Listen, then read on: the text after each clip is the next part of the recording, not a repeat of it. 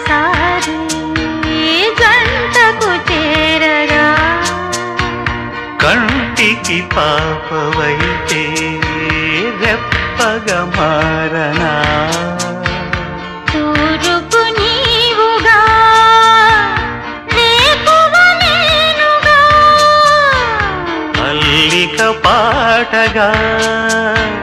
పల్లవి ప్రేమగా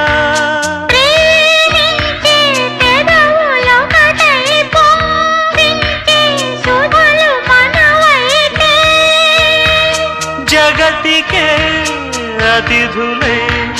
జననమౌదిన ప్రేమ జంట చివో నమః